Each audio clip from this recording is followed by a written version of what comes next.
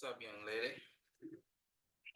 Sorry, my phone didn't even ring, but I got a voicemail notification. Yeah, I was like, shit, I better leave one, man. She ain't playing. I don't even know what my thing says anymore. What? Let me tell you. Hold up. Hold on. Let me put my Zoom session on mute real quick.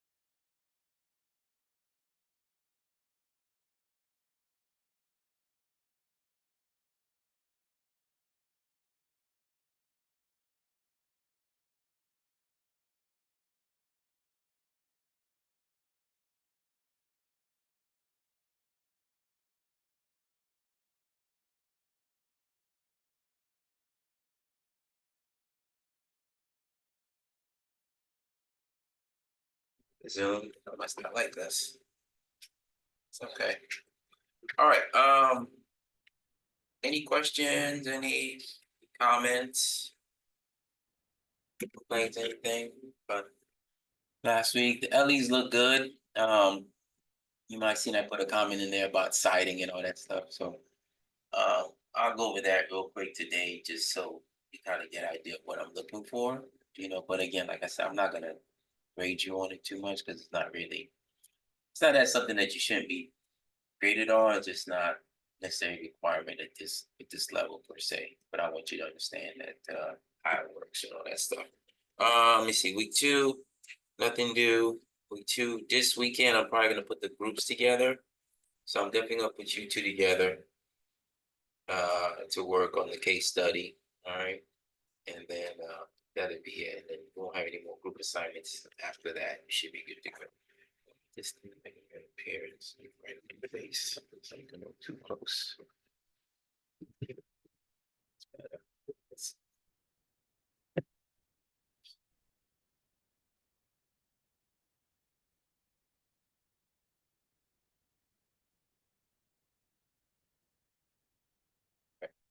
All right, so real quick. All right. So let's say, for instance, let's say I don't know.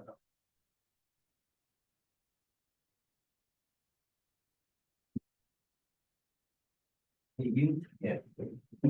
That's all that right? Okay.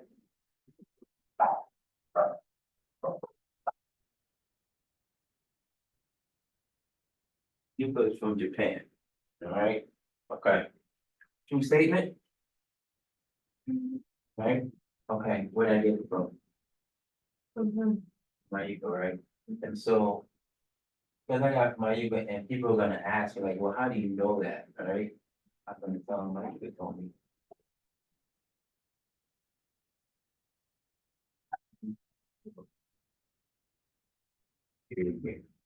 Okay. So basically, what I'm doing is I'm citing what she said, but I'm letting people know where I got it from. What is my reference that I use in order to support this particular point? Okay. So this is very clearly a fact, right? Let's just say this.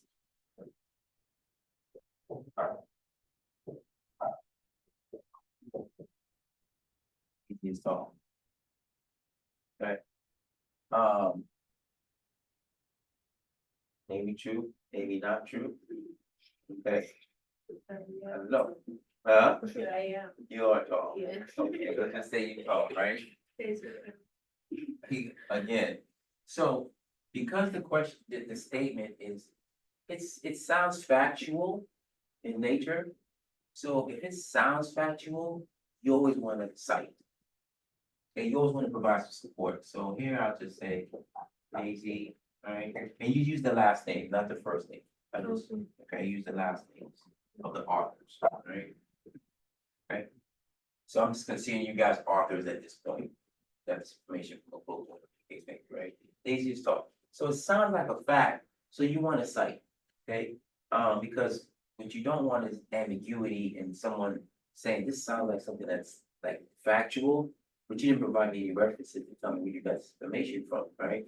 And so when you don't cite, a lot of people tend to think that you plagiarized it, that you copied it from somewhere, and you don't want to give people credit because you don't want people to find out that you did copy it and use their word for word, right?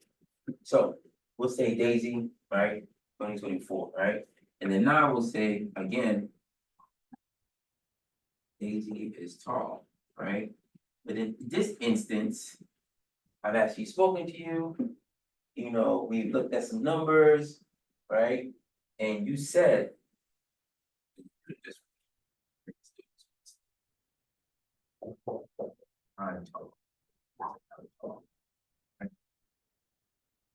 So I would consider this a quote, okay?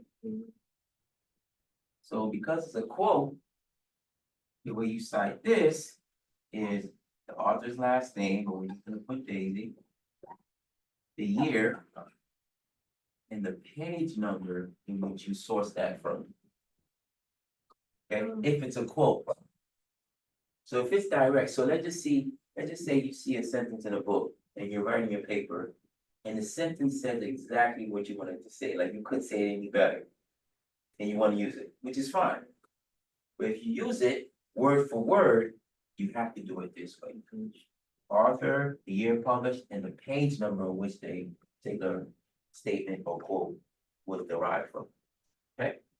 And so you have three different kind of versions, right? Where one is kind of, it could be a fact, we're not sure. This one is definitely a fact that we, determined, right? Still say same thing, right? I just want to illustrate the fact that sometimes you'll say something and you'll think it's an opinion. But there really is no such thing as an opinion, per se, right? Because every opinion you have there's some foundational concept that you derive from someplace else. Where did you get that from? Well, I got it from myself. Well, kind of, sort of, right? But when you look at, let's say, the Apple, the phone, the iPhone, or even Android, right? Does Samsung, does Apple, do they make all the components of the phone? And put the phone together? No, they don't make all the components of the phone, right? Apple sources different parts from different places, right? The screen, Apple doesn't make that. The battery, Samsung doesn't make that. The camera, excuse me, right? They don't make those things, okay? And so, because of that, you want to be able to, say, hey, all these things are sourced and where did they get sourced from, right? Because each one of these things are pieces to the phone, but Apple can't take credit for creating the battery. Right, so when it creates its plan, its blueprint or its schematics and it's supported they submit it to the patent office. They have to say battery, okay, great. They basically have to go back to say who created the battery, right? Whatever, whoever it is, I don't know who created the battery, right? But they have to cite it because that particular component is not something that they made. Okay, so because they didn't make it, they have to cite each thing. It's the same thing with writing your paper. Right?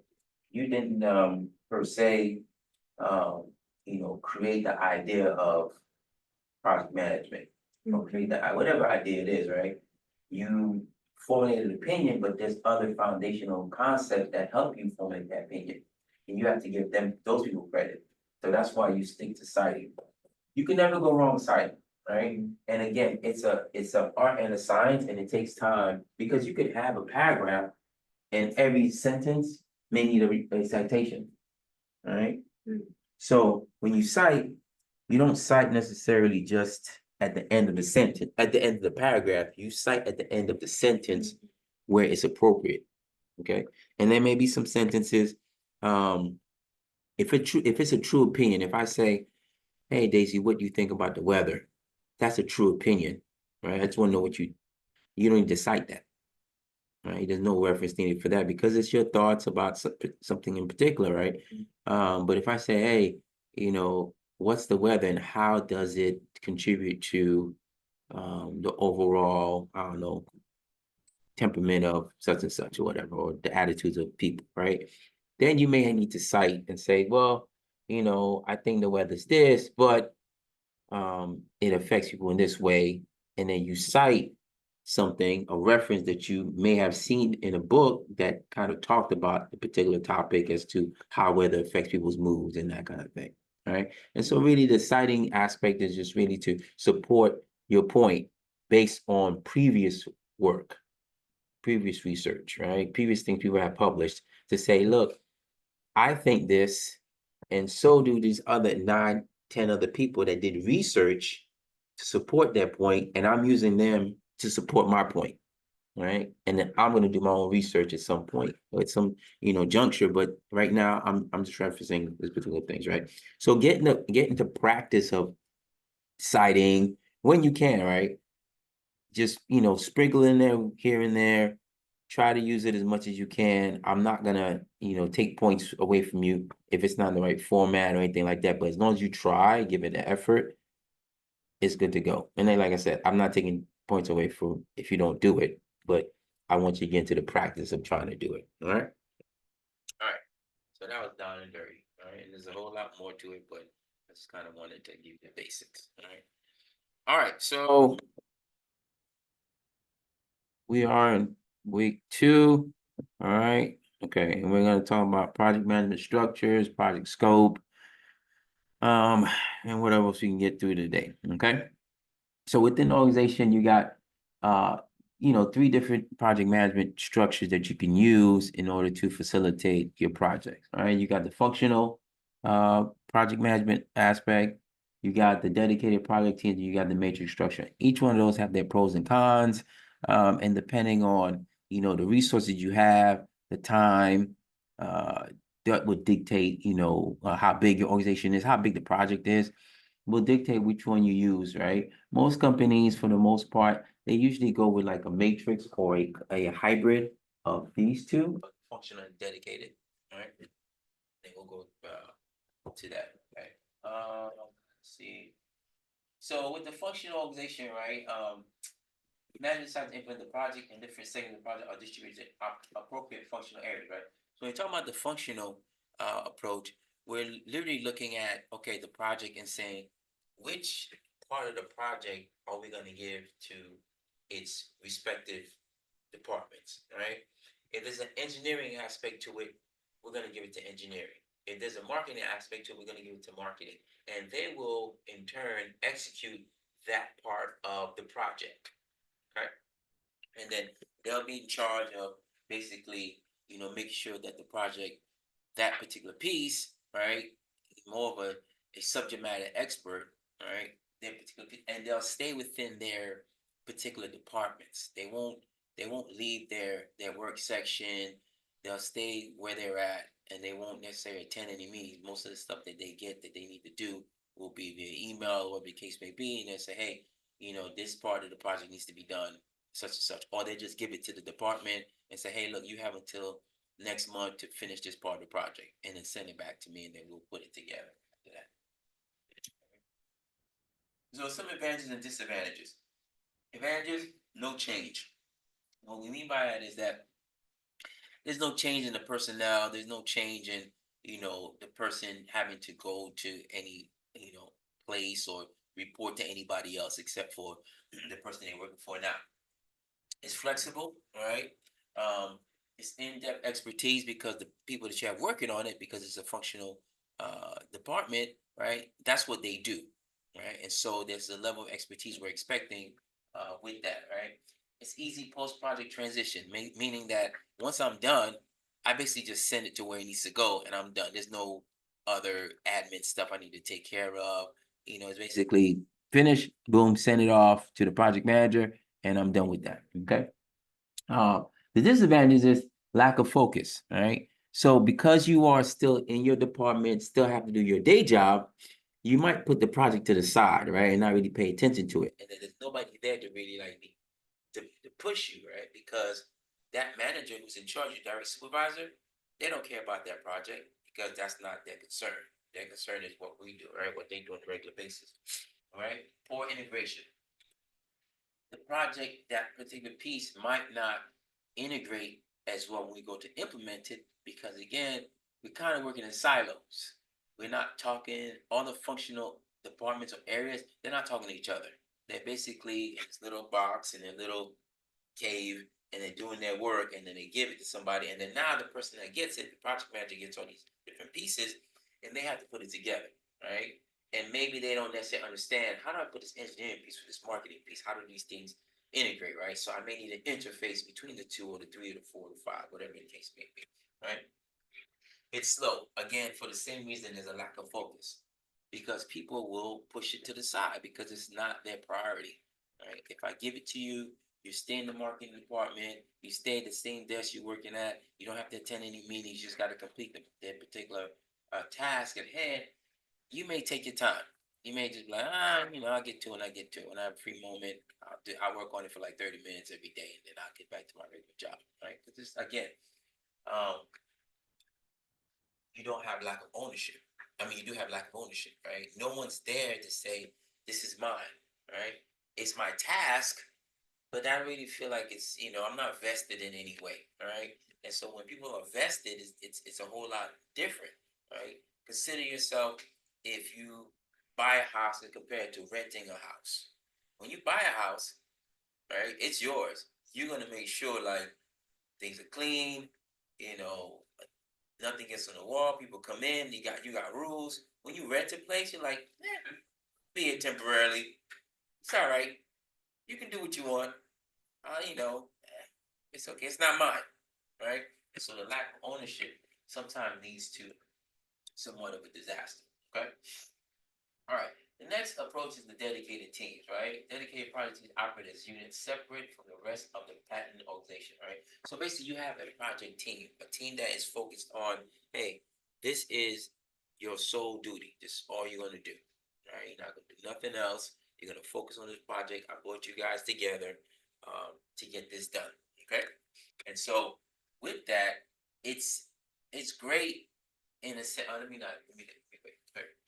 All right. Full-time project manager is designated. Okay. Project manager includes necessary personnel. Project organization, where projects are dominant for business, and projectitis is referred to as a negative dimension dedicated project teams. So basically, this was more of the way that we did project management like 10, 15 years ago, right? It just made more sense to where if I could get my team and get them dedicated and that's all they worked on, it was great for the project manager and the project, all right? But at the same time, it didn't work very well in the sense that um, we are we are taking all the resources and basically allocating them to this particular project, right? But what if you're an engineer and we're not at the engineer part yet? What if you're marketing and we're not at the marketing part yet? You're basically sitting around doing nothing, right? And so that's a waste of resource that the company could be using in other areas, right? Some of the strengths is it's simple. And it's simple because I have everything within reach, right? I have control over everybody, so it's not a big deal. It's fast for the same reasons, right? I can easily reach out and touch you. I can call you, and you have nothing else going on. This is your thing, right? It's cohesive in the sense that, again, we're probably spending a lot of time together, right, as a team. And so now we start to pick up on each other's little quirks, our little, inconsistencies. I cannot say that word. Little, weird stuff that we do, right? Our little habits and patterns and that kind of thing, right? And then you have the cross-functional integration. Again, I got marketing, HR, operations, all these people together, and they get to talk, and it makes it easier to integrate because operations go, marketing, I know you're doing this part, and I see you got it up to here, but when you get to here, you're gonna have to do something different so that you can match it up with what I got going on, right? And I'm gonna do the same thing with IT, that kind of thing, right? Problem is, it's expensive, okay? Because again, you are allocating all these resources to one particular job and not really um, providing general support to other things going on in the company, right? Internal strife. The project team will seem like a special team aside from all the other employees, right? Although all the other employees that are doing their regular job will look at them, oh, they think they special, right? They project team A, they doing this project, right? So what? They're not, so you start having some issues with, project teams and then non-project team people, right? Limited technological expertise, right? Again, you're pretty much cut off or you're restrained to just the resources you have within that particular team. You can't reach out to the organization as a whole and say, look, I need more support. Well, we gave you an IT guy. Yeah, but they don't know everything, right? I need more help, right? So you may not get that. And then a difficult post project transition in the sense that now I have to send everybody back, right?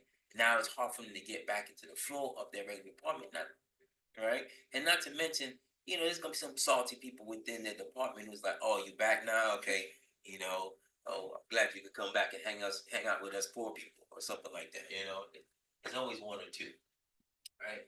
And then you got the matrix. Matrix is a hybrid organizational form in which horizontal project manager structure is overlaid on a normal functional hierarchy. Okay, two chains of command, project participants report simultaneously to both functional and project manager, right? So this is what basically goes on now, right?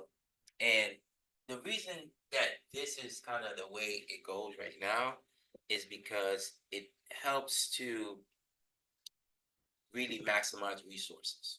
Okay, one. Two, I can have one person still do their job, but still be part of the project. Okay, and so you do have two bosses you're reporting to. You're reporting to your regular boss, you're reporting to the project boss, right?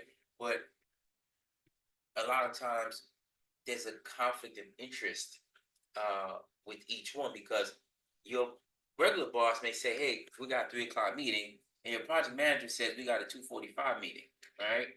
So you can't be in both places at once, right? So you might be able to kick it and hang out at one meeting and then have to go to another, but that may cause the one boss some strife because he or she may be like, "Well, I need you here more, right? Or I need you to focus more on this particular thing. Well, I got this project and I'm working on this too for you. So where do I go, right? How do I really divvy up my time and my resources to make sure that everything gets done?" So this requires a lot of time management on the part of the person who's on both the functional and the project teams, right? And so you have to find the right person who's able to balance both because it's not easy to report to two people. Although the project manager has no input on, your evaluation, not directly anyway, on your evaluation and some of your performance ratings, they will in some sense provide some input to your functional manager as to how you did or how you performed, right? And the function manager can, put that in the report in your evaluation. They could not, right? They may not care because the function manager may say, "You know what, this is my person. I got him on this project, but I need him in my department, right? I need to focus on what we're doing, okay? Because I have a job too, and we have projects too internally that we need to take care of." Okay? And so let's see here. All right. Some division of project manager and functional manager responsibilities. All right. So for the project manager, they worried about what has to be done. Functional manager is like, how will it be done? Where should the task be? Okay. Where should the task be done? Where will it be done? Functional manager is not worried about it. How much money is available to do the task? How will the project impact normal functional activities, right? So you see some of the things that the project manager is worried about that the functional manager doesn't care about, right? Because the functional manager doesn't have a very specific budget towards the project. The functional manager has to manage the budget, but it's more or less, if they're not traveling, if they're not doing anything, they probably don't have a budget, or it's very minimal. It's basically to buy supplies and that kind of thing. And even then, the supplies might be more of a organizational function where there's a supply house and you go to the supply room and you get your supplies. You don't have to buy anything. So the function manager may not have a budget at all for anything, whereas the project manager is always going to have a budget, right? So they're worried about cost overruns, time, right, that kind of thing, okay? And then how well has the total project been done as compared to how well has the functional input been integrated, all right? The functional manager is worried about, hey, your particular piece of what we do, right? Are we able to integrate that seamlessly?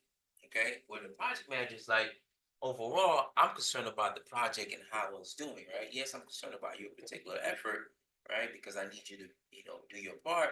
But I'm really worried about, at the end of the day, I just need the project completed so I can close it out and I can go back to where, doing what I normally do, and you can go back to doing what you know. Right. All right. So when we look at the matrix forms, right, there's 3 different matrices, right? And the matrix, as far as the levels, really is contingent upon how much involvement the project manager has in the project. Okay. So if you have a very weak matrix level, right? The form is very simple. The functional approach is simple as formally designed project manager for responsible for coordinating activities, right? Project manager acts as a staff assistant who draws the schedules and checklists, collects information on staff's work, and facilitates project completion. All right. So the functional manager and the project manager kind of work together, but the project manager really has more of a say so and more control of what's going on. Okay, setting schedules, timelines, work breaks, work breakdown schedules, and that kind of thing. Right. If you have a balanced one, right, both of them are kind of working at the same capacity and really trying to figure out, okay, how do we compromise and meet in the middle so that we are both doing equal parts of the work, sort of. Okay. Project manager is responsible to find what needs to be accomplished because again, they're the project manager, they're the ones that really need to know what the project is about. Function managers are concerned about how it will be accomplished, right? How are you going to use my people?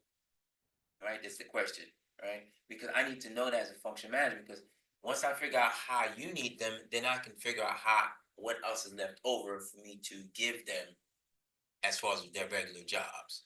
Okay? So you need to tell me I need them Monday, Wednesday, Friday. That way I know Tuesday, and Thursday, they're mine. Okay, and I can do whatever I want with them on those days. But Monday, Wednesday, Friday, they belong to the project manager. Tuesday, Thursday belong to the function manager, and we work that out. And on Tuesday and Thursdays, project manager's not going to come with any project manager stuff. All right, she's going to leave it alone. I'll see you on Friday or whatever the case.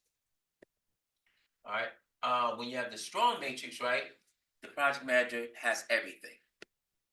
Okay, the virtual manager basically is there, and they're just in the background and they're kind of just doing their thing, their normal thing, but they have no say so whatsoever, no input into the project, zero, opinion, zero, nothing, no contribution whatsoever. Okay, they just are there. I just need to let you know, hey, your folks are gonna be on the project with me, and that's that.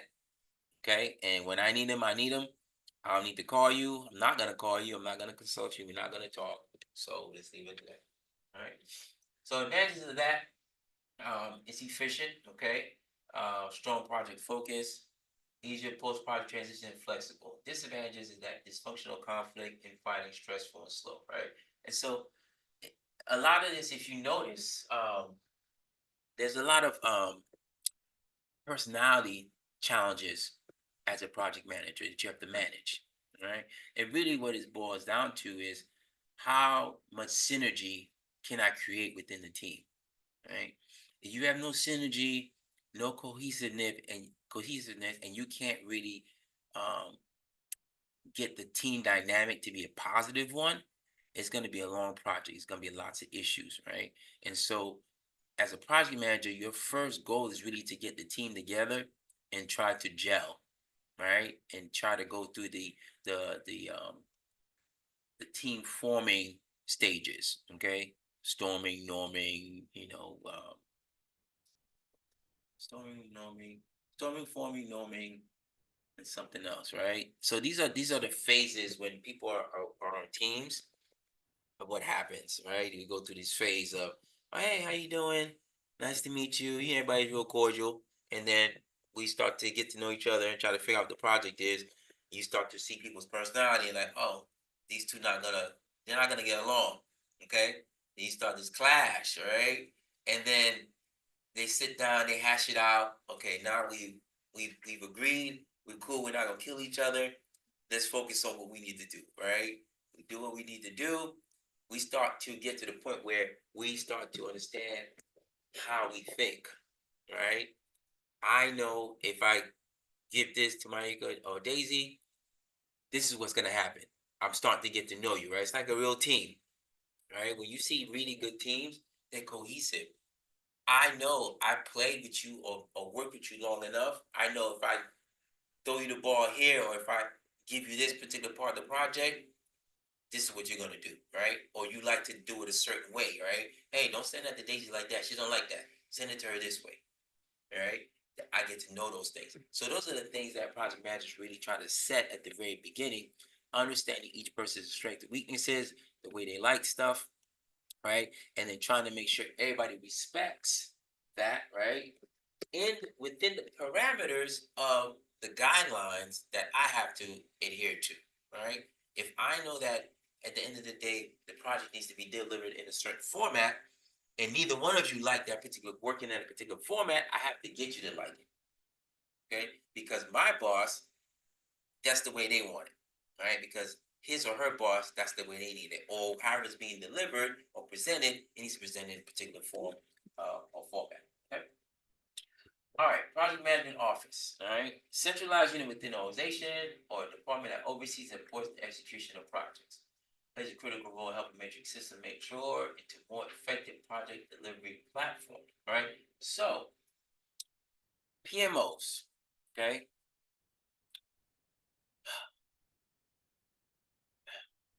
now companies have to be pretty big to have a PMO.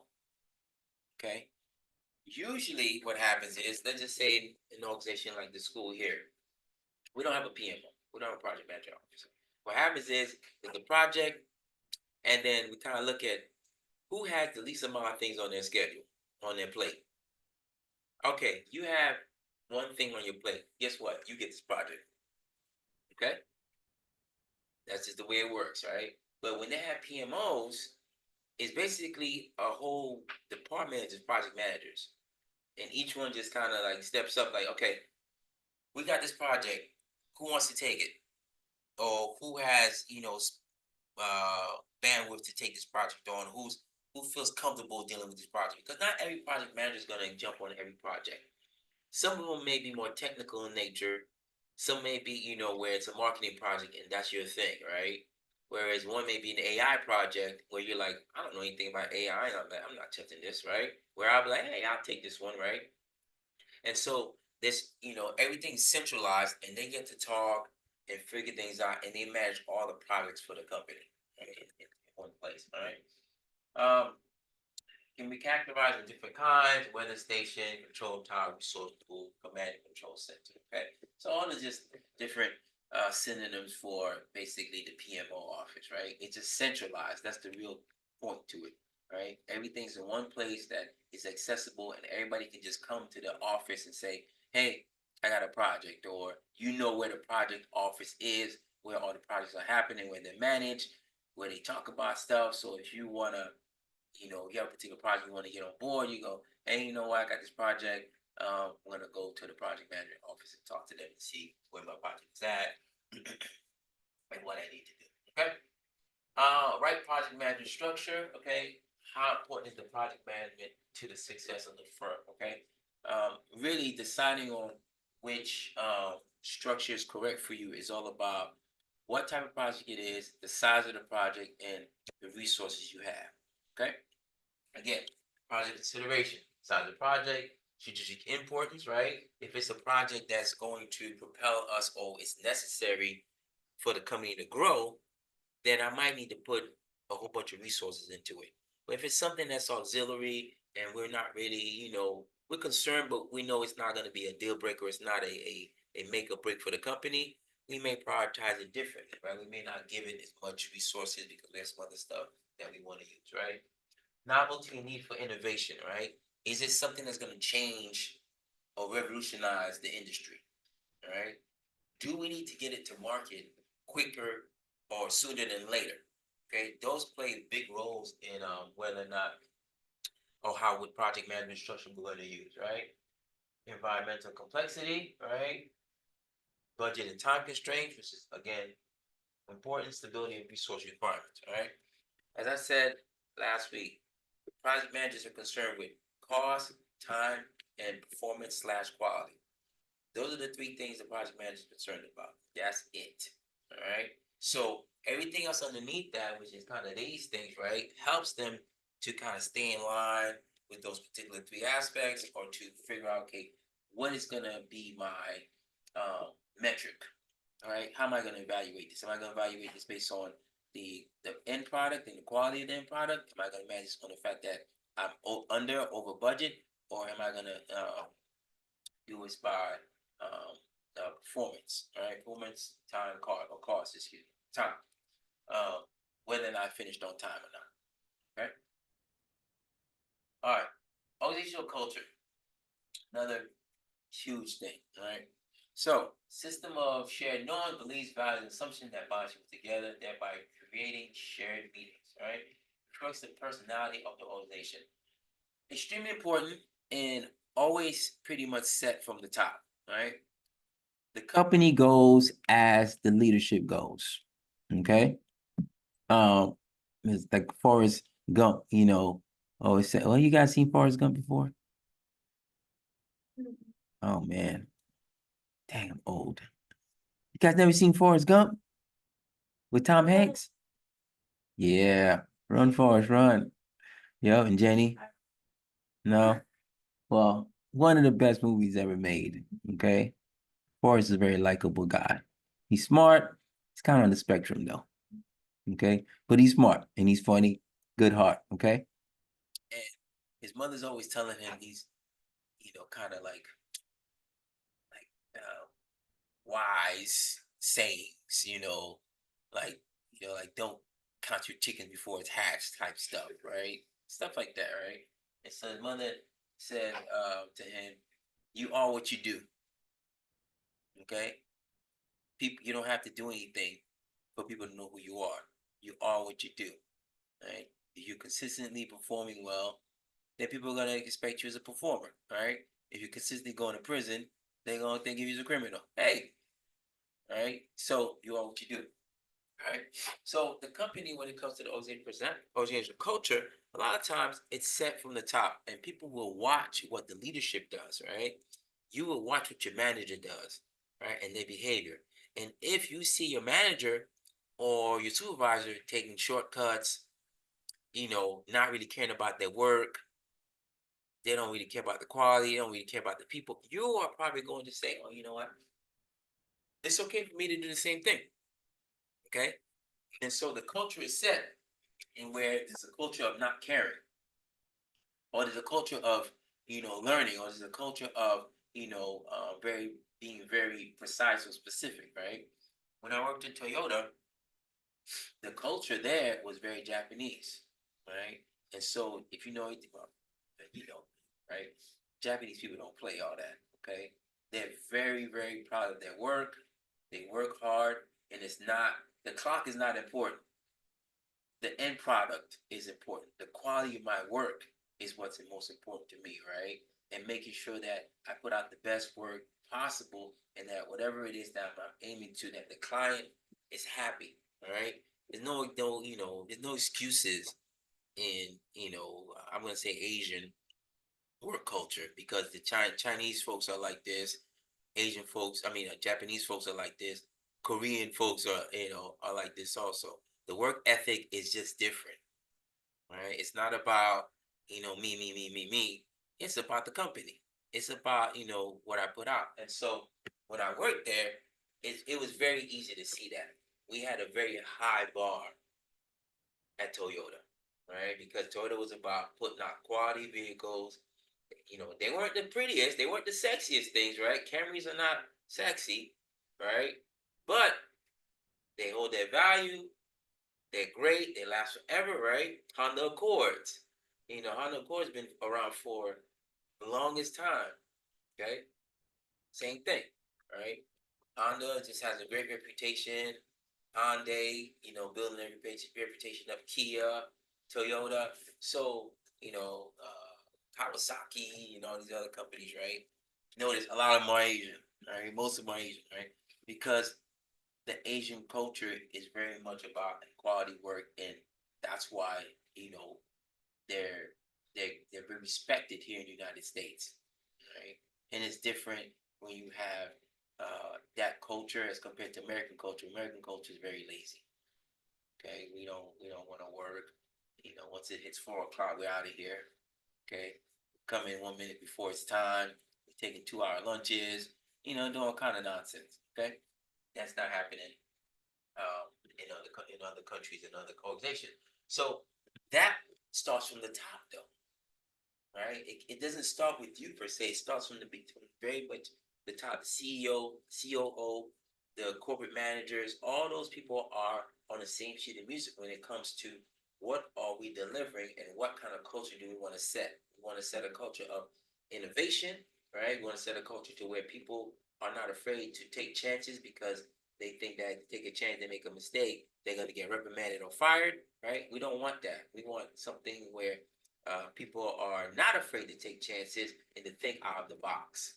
Okay, and so that has to come from the top, right? That has to come from, think about your parents, right? Your parents probably pushed you to do things, to try things, to go to school, to learn, right? That came from them, right? And you saw that and are influenced by that, right? You emulate, what your parents do, right? Good or bad, right? You see little babies when they're growing up and they're like one, and the mom or dad it says a bad word.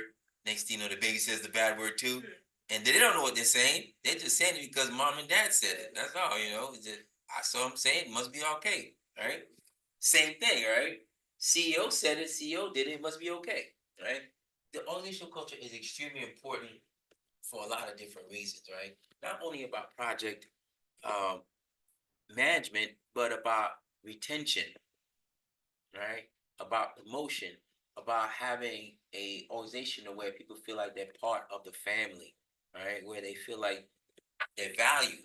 Okay, if you have a good organizational culture and you have all those aspects within your culture, you will find that your company is going to be successful, and you won't have to do much, right, to get them motivated because they care about the company, because the company is taking care of them. The company is, many people go into their workplace and some of their best friends are there, right?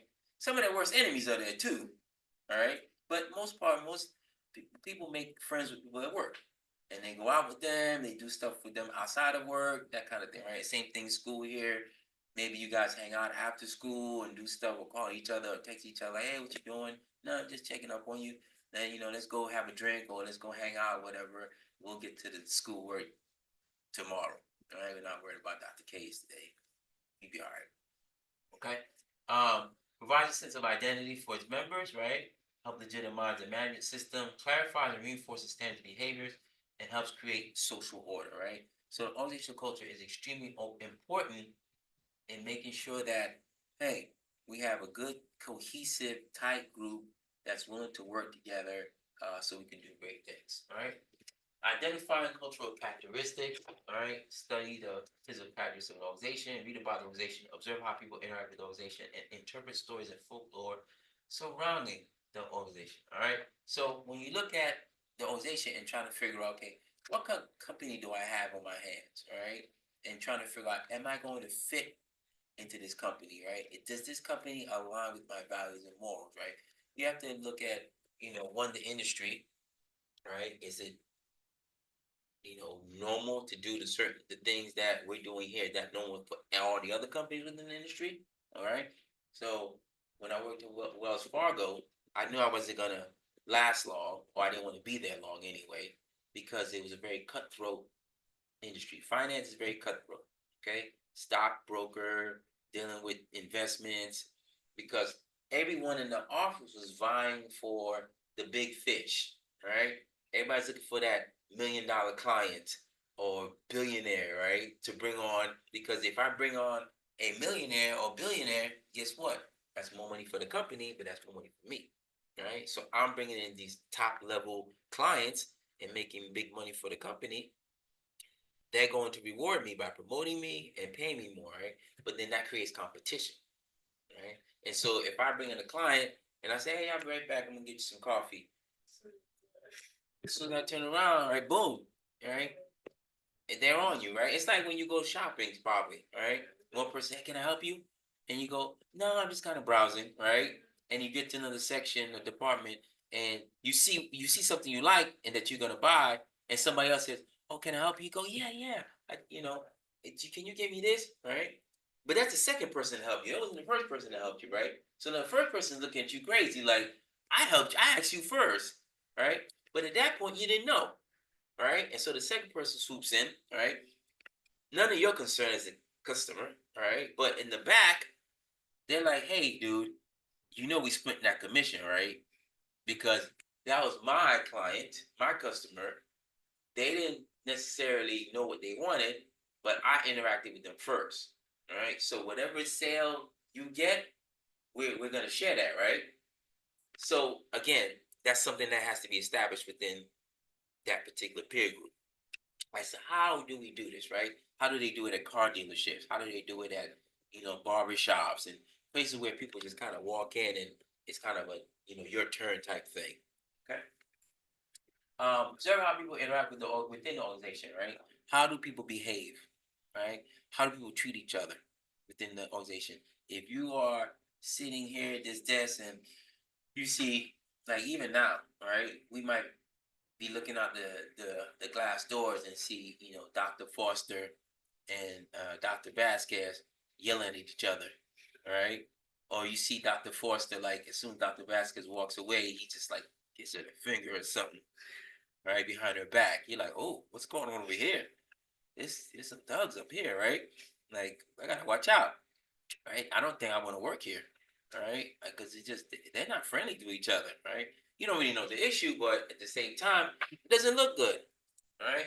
And so you're watching that interaction, and now you start to wonder, like, is the whole company like this? Are they all? Do they not like each other? Do not like talk to each other except for like work related stuff? Again, something you need to take a pulse on and figure out. All right, is this what's really going on, or is just a offshoot, right? A one off, right? All right. Let's go through this. All right. Implications of organizational culture for organizing projects. All right. The culture of the parent organization as well as the subcultures of various departments. All right. So, as a project manager, and if you use the matrix style, all right, or even use project team style, you're going to have to deal with the functional manager, meaning the supervisor of the person that is going to be on your team. Okay. You may very well not be liked very much. A lot of project managers are not liked. They're like the IRS. They're like the tax people, sort of, right? You like them if you get a refund, you're cool with the IRS, right? But filing taxes in general, nobody likes doing that, right? Especially when you owe. Okay, project managers are like that because project managers they just come to take. I need Daisy and Hugo. Need that person there. Thanks. And your supervisor's looking at you like, yeah. So what am I going to do about their work? They'll do it too, but the project is their priority, right? And so if the culture within that particular department is one way, but my project team is another way, you have a kind of a conflict there, right? Because you may come from a department or a section where you guys all get along, you guys are good teammates, just good group, and you go get on this project, and you're like, oh my goodness, this project team is crazy. Nobody talks to anybody. I could have swore Dan, flipped me off. You know, uh, Jane, she said she didn't like me just straight up. All right. She didn't like my shoes. She didn't like my outfit. She didn't like looking at my face. Like it's rough over there, right? And it sounds funny, right? But that stuff really happens, right? There are people they're gonna get on the team and people are gonna not like you for whatever reason, right? Before they even know you. And so that's an important aspect, right? Private clients or customer organization, right? The clients are extremely important, right? Because they're the ones at the end of the day that we are really trying to serve. Okay, so whatever the client is looking for, that's our main concern. Right. Other organizations connected to projects such as suppliers and vendors, subcontractors, basically third parties. Okay. We have to keep an eye on them too. How's that relationship working out? All right. How well do we get along with them? Because they're going to be supplying us with all the stuff that we need. Might be doing some outsourcing and doing some additional work for us. We need to make sure that, as a project manager, that I have a good relationship with them and that I can talk to them and things are pretty open, right? All right. Road riverboat trip metaphor describing the relationship between organizational culture and project management. Culture is the river and the project is the boat. Okay. The thing with this particular term is that you get on the boat, you really never know what the water is going to be like. Okay. The boat might be sturdy. It might have some holes in it, but you're really worried about the currents, the waves, the water conditions, right? Because if the water's calm, then it's gonna be a smooth ride. If it's not, it's gonna be some problems. Okay, and so you have to kind of figure out, how do I manage the two on the rough seas, right, or calm waters, or maybe have underwhelming talent, right, or maybe I have a lot of type A personalities. I have to figure that out. Okay, so that was that.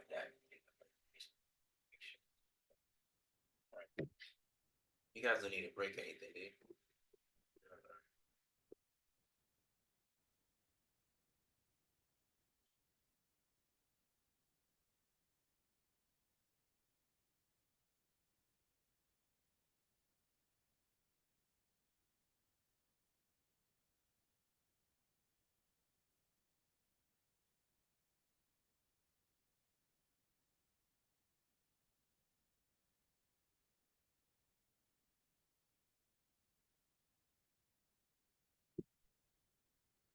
All right, now we're gonna get into the nuts and bolts of defining the project.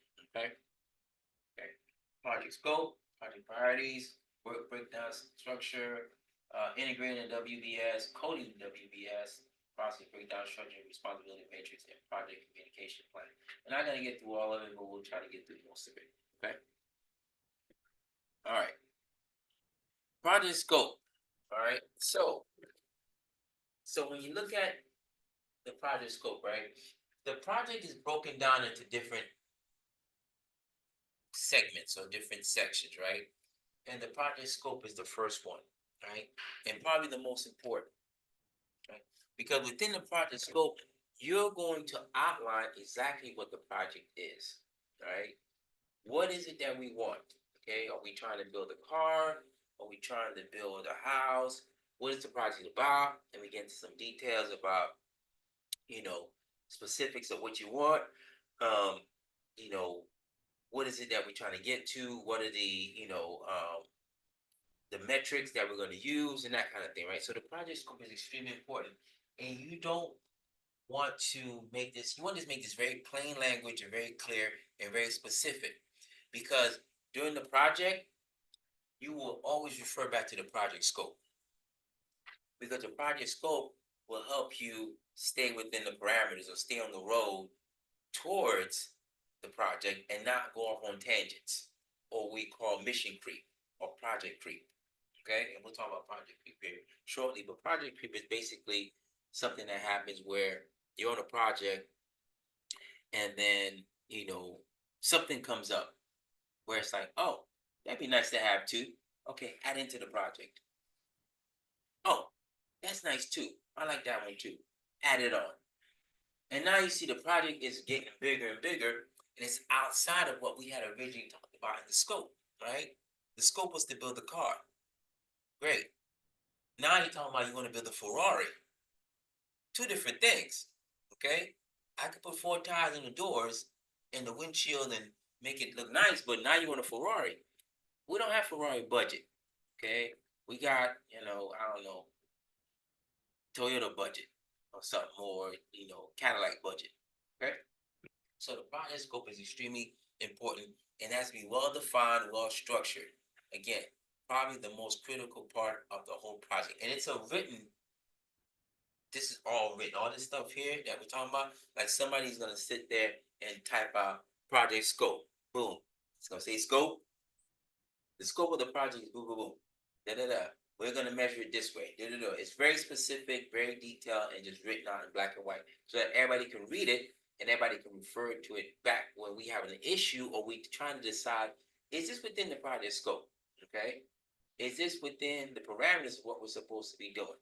It's kind of like me saying, hey, go out and ask such and such about statistics.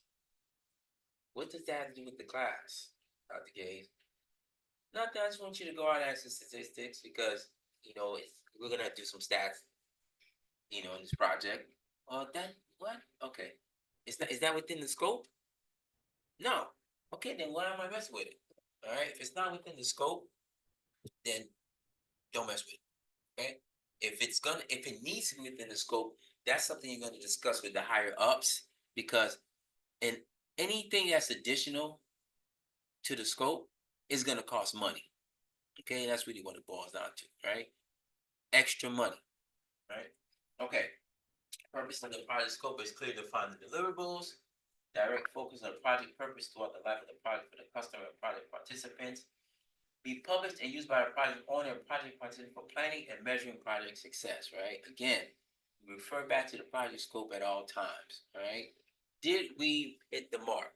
Did we deliver what we said we were going to deliver, right? Did we do what we were supposed to do? Okay? Anybody watch the debate last night? Anybody know the debate was on last night? Okay, all right, check it. And you just like, I didn't know it was on. I am not paying attention to none of that. All right. You guys need to pay attention to debates and political climate and stuff like that, okay? It affects you. All right. Business owners, okay? Entrepreneurs that want to go out and do things, right? Policies that are coming up, important.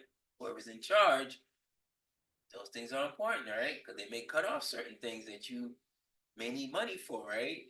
All right, school loans. They be like, hey, we're not gonna cancel school loans anymore. Okay. Oh dang it! I was gonna take one out and just get it canceled later on. All right, can't do that anymore. Okay, so those things are important, but I get it. It's not the most exciting stuff. I get it, but still, get older. You have your own stuff. What? Okay, you're gonna call me like Dr. Cage. You were right. I should pay attention to politics. Okay. So the project scope checklist, right? Objective, the scope description, justification, deliverables, milestone, technical requirement, limits and exclusions, and acceptance criteria, right? And all these things we'll go through on an individual basis and get down a little more specific, right? Okay. So in terms of definitions, scope statements, right? In a short 1 or 2 page summary of the key elements of the scope, followed by extended documentation of each, right? Statement of work, the SAL, is another term that you'll hear for the scope. Okay. Project charter. All right. The project charter is the first step in creating your project or getting your project started. Right. And the project charter, all it is all the people that are on the project, when the project started, who commissioned the project, what's expected date of the project as far as ending, and what the project budget is. Basically, all the demographic information about the project, right? And understanding that this project has a charter, which means that it was sanctioned by the organization, by the leadership. And the leadership has allocated a certain amount of funds and resources towards this because it's an actual project that they prioritize, right? So the project charter is an important aspect, and every project has a project charter, right? If it doesn't have a charter, then it's probably not a project, okay? It's probably something that some renegade project manager or your boss decided, hey, I just want to check this out, see how this may look, right? And that happens a lot too, but if you have a project charter, you're a legit project, right? Scope creep, as I said before, tendency for the project scope to expand over time, usually by changing requirements, specification, and priorities, right? This is probably one of the most prevalent, right, but also damaging things that happen within a project. Little things keep coming up. Imagine you have a project and you got 10 people on the project team. And each one has some spectacular idea on how to improve the project. Okay? Is it within the scope of the project already? No. Okay then. Great idea, but we're not going to do it. Okay? Because that means I have to go back, see how it fits in, if it fits in.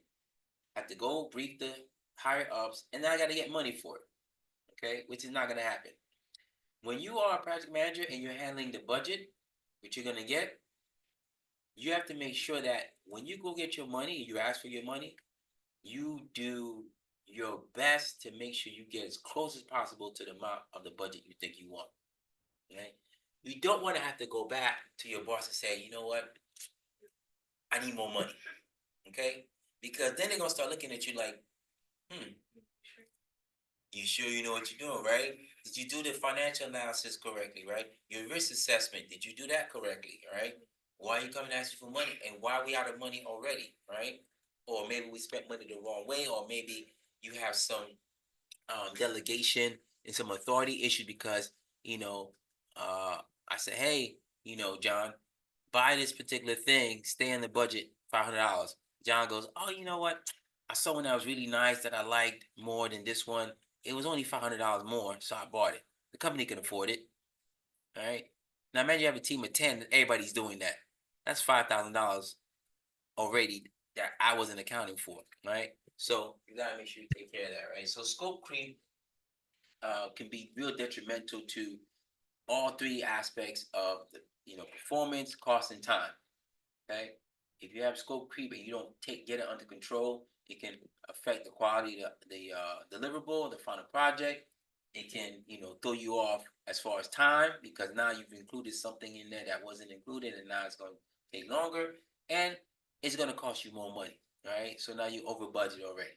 Okay, we don't want that. Six most common causes of scope creep, right? Poor requirement analysis. All right, again, we didn't do the requirements analysis correctly. All right, we didn't really figure out what it is that we really needed to have within the project to make sure it's successful. Not involving users early enough. All right, I didn't ask the client, nor did I ask the team for the input. Right, the whole point of me grabbing people from different departments for projects is to get their subject matter expertise, right? And so before I even do anything else, before I get my budget together, I'll go to each one. We'll have a meeting, and I say, "Hey, look, this is what it is that we're trying to do. What is your take on how you can do this, and how much is it going to cost? How long is it going to take? Well, I'm going to need about $50,000. It's going to take this long, and this is what we're going to get at the end. This is what I'm going to deliver. Okay, cool. Or, you know what? I don't need that much money, or I need more money than is posted here as initial budget, right? So you have to try to involve them as quick as possible. Underestimate the project complexity, which is something that always happens, right? People make the project seem like they're easy. Oh, we just got to build a rocket ship. Oh, that's easy. Some fuel. We'll just put some steel on, some copper, some wiring. We'll put a fridge in there. Are people going in this rocket? Yeah, okay, we'll put a bathroom and a room. Cool? All right. And then we'll send it off to space. All right? That's not gonna work. Okay? So you really evaluate the complexity and how difficult a task you have at hand, and making sure that we understand and set the expectations for this particular project. All right? Something that's complex, such as complex as, even the project, there's two astronauts that are stuck in space, right? Okay. And they weren't supposed to be there that long. They're supposed to be there for 8 days. They can't come back till February now. Right? So they'll be there 9, 10 months. 8 days to 10 months, right? And when they plan out this project, right, they plan it for 8 days. Maybe they plan it for 2 weeks. Because that's a smart thing to do, right? You always have a buffer in there. Right? But 8 months, a little too much. Right? Fortunately, they're on the International Space Station, which is fine, right? But the fact that they couldn't come back on the vehicle that they came in on, right, was a problem. And so the complexity of that, although they tried to bring them back, and the spaceship that took them there did come back successfully the other day, but they were scared to put people in it because they were like, we're not really sure if this particular part's going to hold up. So we don't want to put them in there and then they blow up in the middle of space, right? So we're going to wait till February and bring them back on something that's reliable, right? That we know for sure is going to be safe, right? Because they weren't sure about the particular aircraft. It came back safe, no big deal, right? But it could have went the other way, okay? Again, understand the complexity of the project and making decisions so that people's lives aren't at risk, right? Because they could have easily said, don't worry about that, all right? Just put them on there, they'll be fine. Okay, we've done it a million times. It's just a battery, or it's just a hose. All right, and you never know what's gonna happen. Too many decision makers, right? Again, want to limit that as a project manager. It should be you and one other person making the decision, right? And you should give people a threshold, right?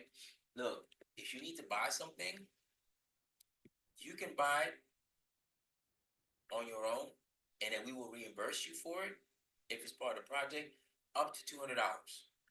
Anything over $200, you have to send it to me. I'll put a requisition for it, and I will buy it. Okay? That way you have control of the money. You have control about a particular item, right? Because you're gonna ask, like, what is this part for? Like, why do you need it? What is gonna what part of is this going to facilitate, right? And understand that, right?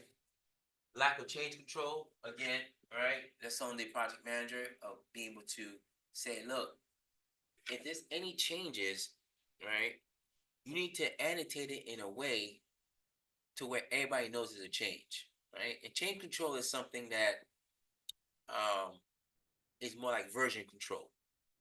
Okay, when you write a paper the first time and you send it to me and I give you feedback, when I send you the feedback, right, you're gonna look at it and go, okay, cool.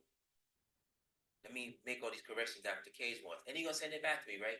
That's version 2, right? So you have control, right? Change control, version control, so that you're not replicating the same mistakes you did before, right? Because you know, okay, this is my first go at it, it's my second go, it's my third go. Okay, now I'm at the fourth go, but there may be something in the first go that you're like, oh, wait a minute, I really like that, I want to put that back in. So you can go back to the first go because you know that's your first version, right?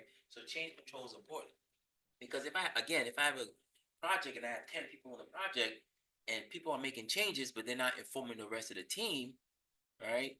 And I'm basing my decisions and my actions on an old approach or old um, thing, and you're doing on something new that you changed, we're gonna have some issues when it comes down to integration and implementation. Okay. And then gold plating, basically, you're just kind of covering stuff up. Okay. And underneath, it's really crap.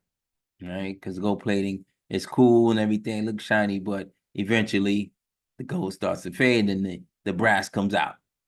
Okay. All right. Establishing project criteria. Right. Like I said, cost, time, and performance. Right. Most important thing that a project manager has to worry about. Right. And that's all they care about. They care about the budget, the schedule, and the scope. All right. How much money do I have? I'm trying to stay underneath the budget. What's my schedule? I'm trying to get done before, not after, right? And it's okay, if you're behind schedule, but not by too much, right? Depending on the size of the project, a week is acceptable, right? A month, maybe, right? Depending again on the size of the project and what it is, right?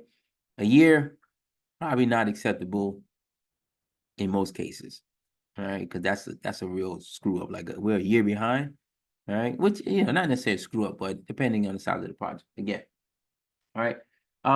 Project manager can manage the project trade-offs by completing a priority matrix for the project and defining which criterion is, the criterion. The original parameter is fixed, right? Enhanced criterion should be optimized and accept the criterion is tolerable, not to meet the original parameter. Okay. So as the project manager looks at the particular aspects of the project, right, and says, hey, do we need to change something? Does something need to be different, right? Okay, we need to go back to how we originally stated it or what we originally thought, right? And then if the original still seems to work better than everything else, then we're going to stick with that, right? Or make sure it's good to go. The criterion should be upgraded. Maybe we say, oh, you know what? There's a better way to do it. Let's bump it up, right? Or we accept the criterion is tolerable not to meet the original parameter. We accept the fact that, you know what? There's no particular fix for this, or there's no particular way to make it better, right? And so we're going to work with the fact that this particular criterion or this particular thing is subpar, and we're gonna have to make it up someplace else. Okay, maybe we can't get the fastest processor from the video that we wanted, right? Maybe they had to give us a second fastest. Okay, that works. We'll figure it out, right? Maybe we can make it up in memory by speed, all right? Maybe we can say, look, we didn't get the process we wanted, so we have to minimize the capacity of data that we can actually collect and process, all right? We let them know, right? As long as it's acknowledgement and communication, you're good to go. All right. Let's see here. All right.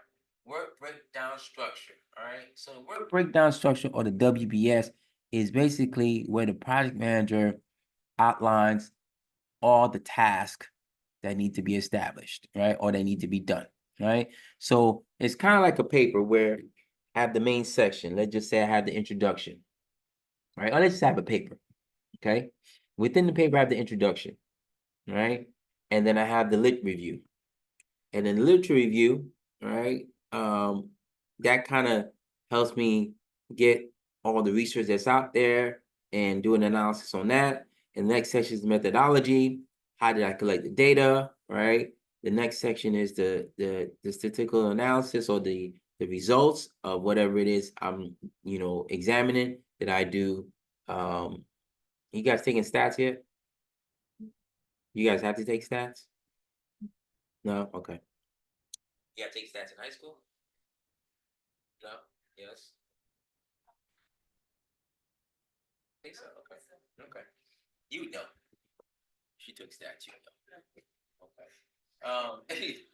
You would know. But it's hierarchical outline of the project with different levels of detail, right? So basically, it'll have the project, it'll have the task, who's assigned to the task, what the task is supposed to deliver, the timeline, the cost, right, of that particular task, right? If there's any other,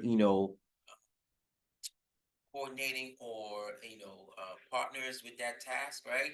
And it's also going to show you how that task relates to all the other tasks. Do you have to finish task A before Mayuka can start task B?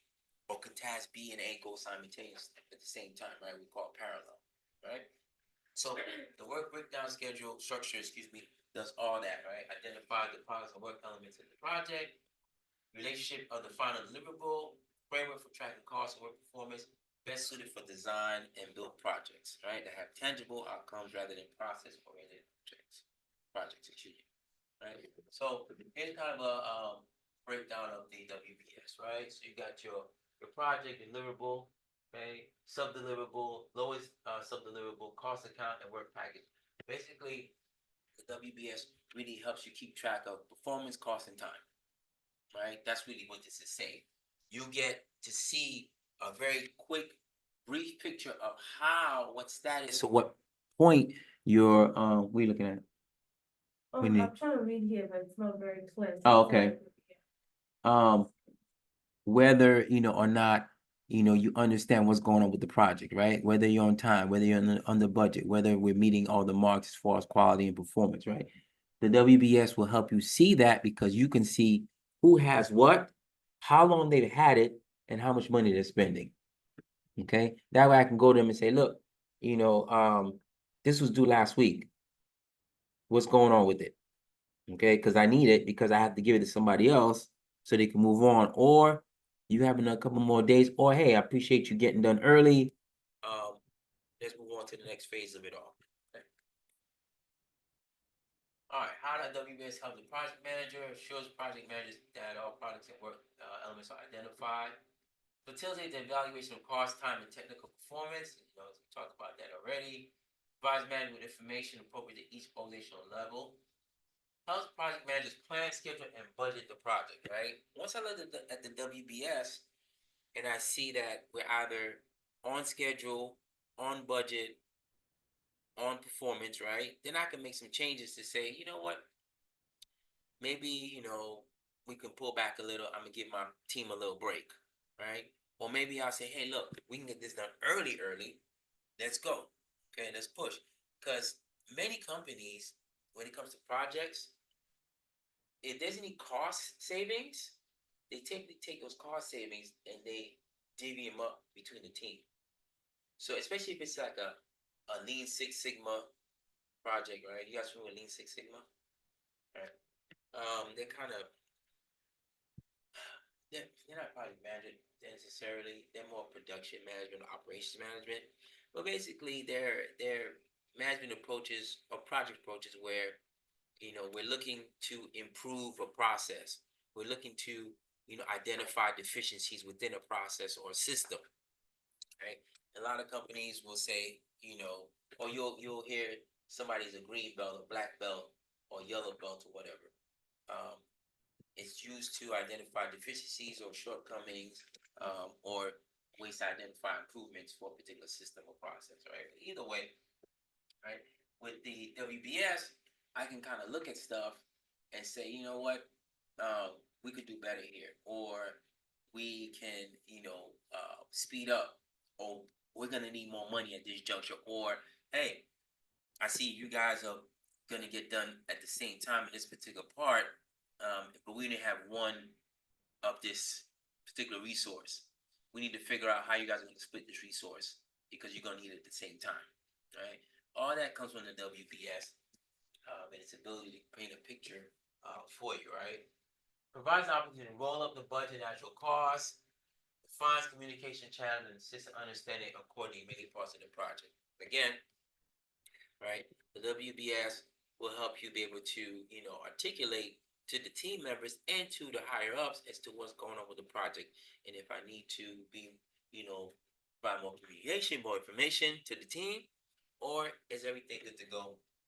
We can kind of move on and keep going. All right. Work package is lowest level of the WBS. Okay. Short duration task that has a definite start, stop point, consume resource and efforts that represents cost. Should not exceed 10 work days or one reporting period. Should be independent of other work patterns of the project as possible. Is the basic unit for planning, scheduling, and controlling the project. All right. When we talk about a work project, basically it's a set of tasks, right? And it's the lowest level of task. And just saying, like, look, here's your work package. You got 5 things you need to do within this work package. You have a week. Okay, get it done. Right? This is how much money you have. And those particular 5 tasks are going to lead to this one objective or this one thing that needs to be done. This one other task, larger task that needs to be done. Right? These work package in WBS defines work, what's being done, time to complete the work package, the budget, resources, who's in charge of it, and monitoring the progress on how they're doing or how they're moving along. Right? Integrating WS within the organization. Okay. Organization breakdown structure. So you have the work breakdown structure, but then you have the organizational breakdown structure. Okay. So they're the same thing, it's just different levels. At the work breakdown structure level, it's more for the project management team, right? Internally, as to what each person is doing, the cost and the performance and that kind of thing, right? When you look at the organization breakdown structure, it's for the company, it's for the higher ups, the leadership to kind of see, okay, where is this particular project as far as compared to all the other projects, okay? And then it kind of gives the leadership an idea, okay, how this project is moving along, right? So basically, it's just more of it's like taking the project, packaging it in a little, compact or short report, and giving it to your boss and saying, "Hey, boss, this is my project." And they're getting 5 other organizational breakdown structure reports from the other projects that are going on, and they get to kind of look at each one and see again all the details, who's working on what the timelines are, and what the budget constraints are, budget status is. All right. All right, WBS coding systems, all right, defines levels and elements in WS, organization elements, work packages, budget and cost information, and the WBS dictionary, all right? So when you have the coding system, that is going to be predicated on what type of project you're doing, okay? So as I mentioned before, let's just say you get stuck with an AI project and you're like, I'm not familiar with AI at all, right? This is where the coding system comes in and the dictionary comes in, because there's going to have to be some kind of reference guide that can help people that are not familiar with AI, right?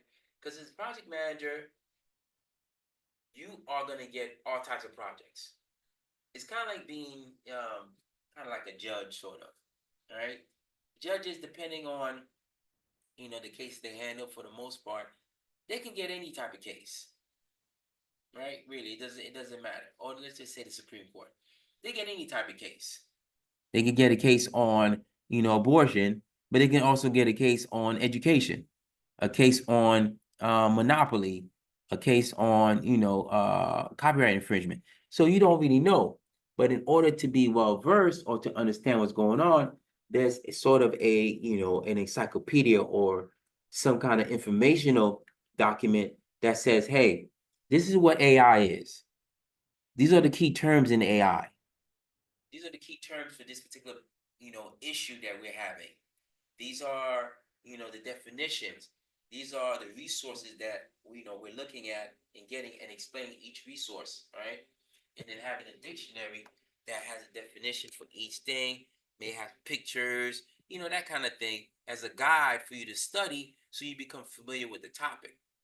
Because you may get a project, you may work for a hospital and be a project manager there. And they say, look, we need to upgrade the operating rooms.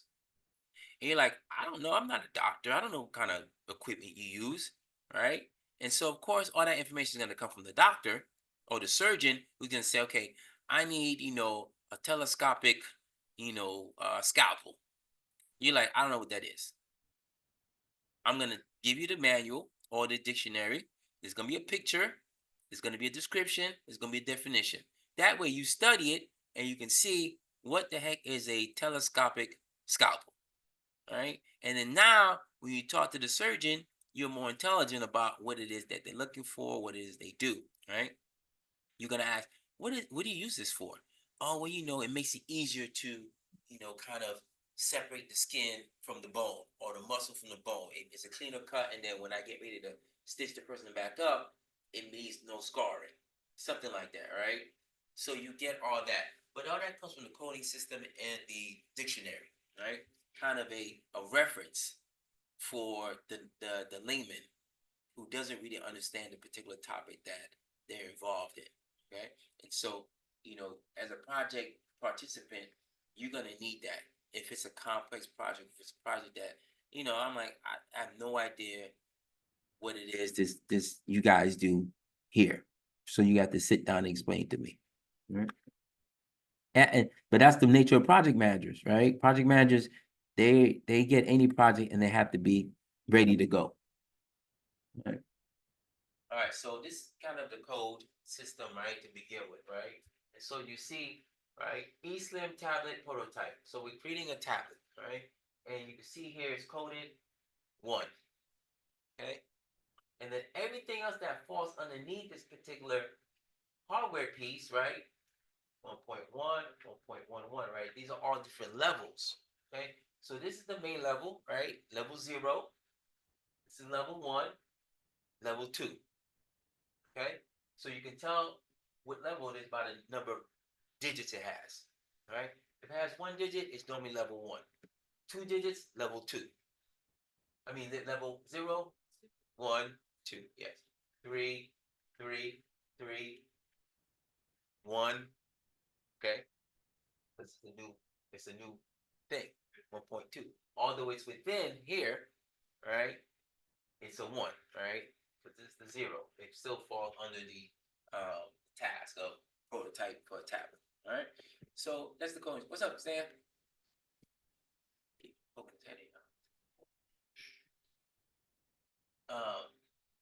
But this is the when you're coding it right here. Okay. So process breakdown structure, right? Used for process oriented project, often refers to the waterfall method in software industry. Same thing as the work breakdown structure, except this is for processes. Okay. The work breakdown structure is normally for tangible things, right? Things I can touch and I'm gonna have a physical object. This is more for like, hey, if I'm trying to, implement a new software package, right? Or new steps in within you signing up for something. Right? We're gonna use this as the breakdown structure for the team, right? process-oriented project, excuse me, the final outcome is a product of a series of steps and phases, right? It's a project that evolves with time, with each phase affecting the next phase. It's a project driven by performance requirements, not plans or blueprints, right? Again, usually systems updates, system enhancements, right? Or just creating a new system in general. You're going to use this process, right? Or admission process, or if someone is trying to, you know, create or revamp the process, like let's take for instance the FAFSA process, right? Um, they revised it on how you can submit for school loans, although it wasn't really working very well, this particular semester, this particular time period, right? They're trying to make it better, more efficient and easier, right? Right now it's not working well. They still have a few bugs and glitches to kind of work out, but they use the process breakdown structure in which to manage the project. Responsibility matrix, okay, also called linear responsibility chart.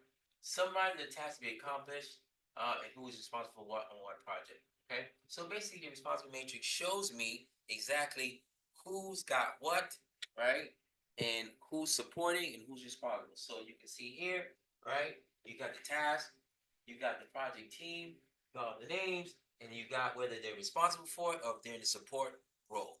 Okay. So the one thing about project management is that they use a Microsoft Office suite product, right? Called Microsoft Project Management, or what's it called? Something like Microsoft Office PM, right? And basically, this piece of software does everything. Okay. Are you guys familiar with Gantt charts? You know what a Gantt chart is? Okay. Well, let's see if I can show you. Right. This software does everything, right? Back in the day, Excel was kind of used a lot to manage projects, right? Or access databases, or just handwritten notes, right? Now, most project managers use the Microsoft Office product. And this manages the people, it manages the time, it manages the cost, okay? I can put in specific tasks, and then I could put in who's assigned to the task, how long they have, how much money they're gonna be able to spend on the task, and I can track their progress. Right? I can put notes in, and everybody has access to it, but not everybody can edit it. Okay. And so when I look at the PM software, I can see what's going on, and I can see who's responsible for what at a moment's at an instance, right? And you can go in and look also and say, oh, you know what? Oh, Dr. K is behind on this particular project. You know what? On Moodle, right? On the right hand side, I notice you guys have this thing, this bar, right? And it depending on where you put the cursor at, it lights up, right? And it tells you whether you submitted it or it's done. That bar, right? It's the same thing, right? On the project management suite thing. You can see exactly what's going on. You can hover over it. It'll tell you whose task this is, when it's supposed to be due, when they started it, if it interacts with other tasks, how much money. It gives you so much detail, right? It's a really powerful piece of software, and it'll give you this part too, the responsibility matrix, and you can do it, real easy, and it helps it to keep control pretty simply. All right, responsibility matrix for the conveyor belt project. Right, this is an example of a project that's going on right now, and so we can see what the deliverables are, and who's responsible for it. Okay, so architectural design, responsible for it. Number 1, 2, development and support, testing and support, quality assurance is 3, manufacturing is 3. So they're consulting on that particular aspect. Hardware specification, right? Design is 2, which is support. Development is responsible for it. All right, so they have the lead. Purchasing is support. Quality assurance is consult, and that's it. Okay, so you can tell what each department has to do and what they are, responsible for based on the legend here and kind of figure it out. Project communication plan, all right? Project communication plan address the following question. What information needs to be collected and when, right? Who will receive the information? Which methods will be used to gather and store information? What are the limits? Any? When will the information be communicated? How will it be communicated? This is probably the second most important thing, in my opinion, in the project, the communication, right? Communication is key. It, in most instances, is the most important thing, period, across the board in any organization, any setting, any relationship you have. Okay, communication. If you can't communicate effectively, you probably going to, fail at your relationships, fail at professionally, just fail in life in general. Okay, if you really look at people and some of the problems they face, most of them stem from poor communication, right? The inability to articulate how you're feeling, the inability to articulate or tell people what you're thinking or your ideas, right? Whether it be the fact that you don't necessarily understand what it is you're talking about, to you may not be comfortable in speaking about certain things, right? Not everybody's just an open book. Some people are just very much closed off or private. And so sometimes it may be difficult to talk about certain situations and what's going on. Some people are not confrontational, right? I don't want no problem with you. If you don't like this way, then cool, do it your way. They don't want to, they just don't want to, they don't want to talk about it at all. Okay. And so when you have a good communication plan, right? What you want is for your team members to be able to come in and voice their opinion on certain things. Okay. It's not personal, right? It's business. Let's sit down. I don't like this particular aspect of the project. Why? XYZ. Now, it may be your preference, right? And that's okay. But your preference is not the most important thing here. What's the most important thing is getting the project done to the scope. Okay. Yes, do I care how you like it? Absolutely. Right. But you can't let that derail you from the scope. Right. What is our goal? Because this is not your house. This is the client's house. I don't care if you like Spanish style homes. Right. They don't want that. They want something that's more contemporary. Okay. They don't want tile or they want carpet or something. I don't know. Right. They want this. Right. But communicating is important. And then information control. Right. The team doesn't need to know everything that you know. Sometimes you just gotta give them a little bit of information, leave it at that. Hey, that's your piece, that's my piece. Other times it's information that everybody needs to know, right? If there's a change, again, going back to change control, certain people may need to know, other people it won't affect them no matter, either way. So I don't need to communicate them. I don't want to give them too much information, right? Because you give them information overload, that's not good either. Because if you have too much information, it's hard to make a decision, all right? You guys been to Cheesecake Factory? You know the menu, Cheesecake Factory, right? You guys remember the menu? No? All right, well, I'm going to tell you about the menu, okay? The menu, Cheesecake Factory, is like 13 pages long. It's not like big print. It's like little print. There's a lot of stuff on there, okay? And so there too many, you're overwhelmed with options because everything sounds good and you don't know what to pick, right? If you notice that a lot of restaurants, they stick to particular things. Okay, we make burgers here. We might have a chicken sandwich.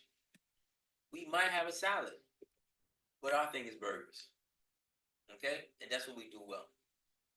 So you want a burger? Great. You want a chicken sandwich? Cool. But we can guarantee you we're good with the burgers. Chicken sandwich? Yeah, it's all right. Okay, we're just trying to provide options. All right. What methods will be used to gather and store information? All right. Whoever controls the information is extremely important, right? You can't have information just out there nilly-willy and for everybody to access. Not because internally people are going to do something, you're more worried about external hackers and people coming in and tapping into the information via malicious intent, right? And so you have to have a really, really tight hold on the information control, right? Especially nowadays, right? When people are sending emails out, people are texting, right? If it's not on official correspondence, then you shouldn't be communicating it, right? If you saw for, this semester starting, you guys have to use your official emails, official school emails, right? That's because there's a problem with information control. Because if I let you use an email that's outside of the control of the school system, I have no way of pulling that information from you, right? And if there's a dispute and you sent me an email from your Gmail to my work school account, I can have access, the school has access to my school account, but they don't have access to your Gmail account, right? So now I can't get the whole picture, right? That's the delay in trying to resolve the issue, right? First thing. Secondly, you may alter what you wrote, unbeknownst to me, all right? And then say, well, I'll send it now. Let me change it up, make it look more like I want it to look. And then I'll send it, right? So whoever controls the information, how it's controlled is important.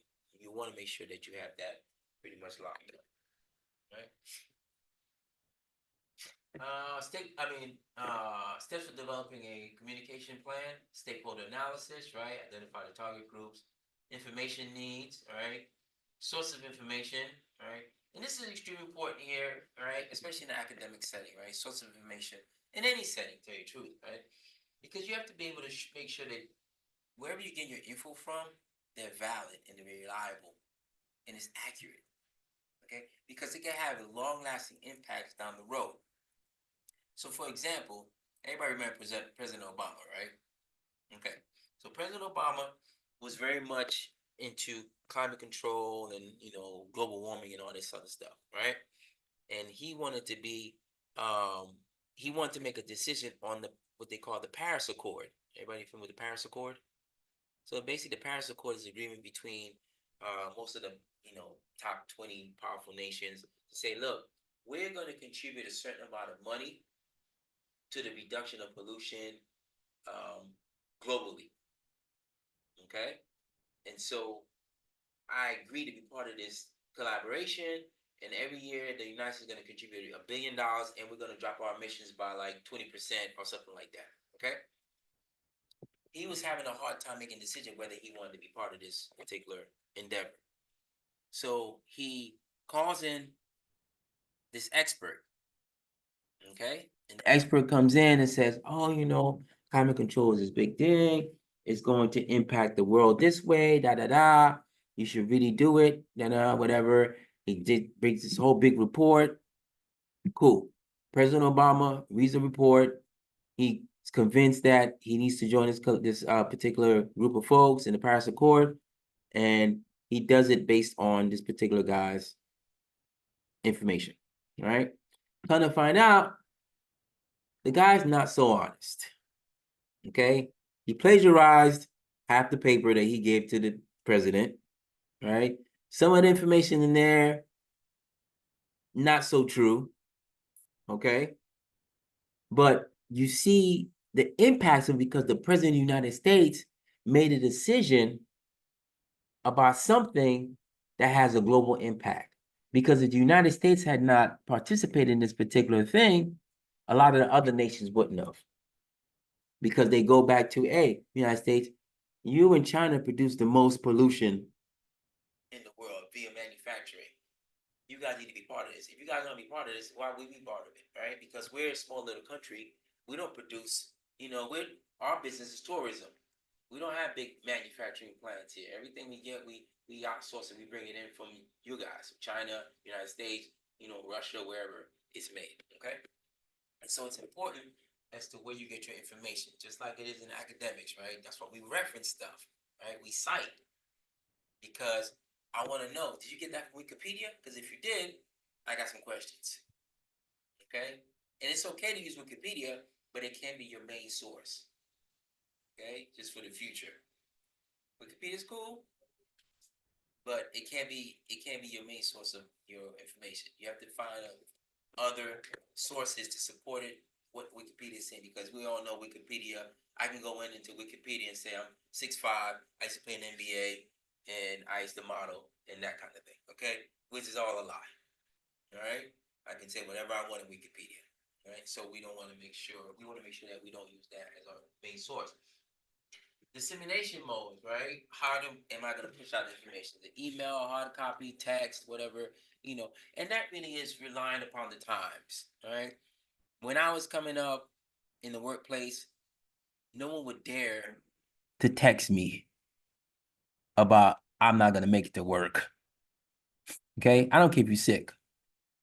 All right? And this is the military. This is not corporate America. This is the military. All right?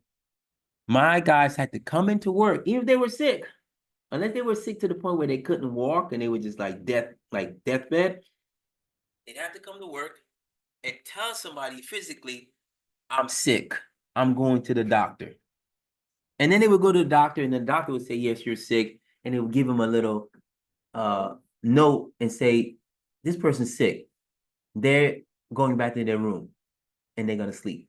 And then they would come back, they would give it to me or whoever, was working for me. And then they go, okay, cool. Go back home, relax. We'll see you tomorrow. Or however long the doctor gave. Maybe the doctor gave him 2 days. I see you. Today's Monday. I see you on Thursday. Okay. Nowadays, right? If you guys are not coming to class, right? You email me, you text me, you might send a smoke signal, whatever, carrier pigeon, however you decide you want to do it, right? But it's really dependent on the time that we are in society, okay? Because it's changed, right? Corporate America, you couldn't text your boss 15 years ago to say I ain't gonna make it. You had to call him, like, hey boss, I'm sick, I'm not gonna make it. Now you send a text, that counts as communication. All right. And so it's important on how you disseminate information, because just because you send me a text, which is the problem with text, doesn't mean I got it. Even if it's Is that what it stolen? right, stolen, broke, even if it says delivered, doesn't mean that I read it. Right? But the responsibility automatically shifts to me now because you did your part. Right? Which is really wrong, right? Just because you sent it doesn't mean that the responsibility should be off you. Okay? You should make sure that, hey, did you get my message? I'm going to be late. Oh, you didn't get that message? My bus. Not my fault. Right? There's nothing I can do about that. All right. So this matters. All right. Responsibility timing, determine who will send out information and when. I'm not gonna mess with that. Okay. Yeah, we did good today. All right. Any questions? Comments, complaints, anything? No? Okay. So week 3, I think your title justification is due next week. You guys, I gotta look at, you guys have title justification? I gotta look. Either way, double check to see what's due next week. There may be something due. I get confused with my graduate classes in this class. Because you guys, are working on your bachelor's, so there's different requirements for the paper. You guys may not have that same requirement. Nothing. Okay. So nothing due next week. Okay, cool. All right. So get your LE in, do your quiz, and I will see you next week. Okay. You're welcome.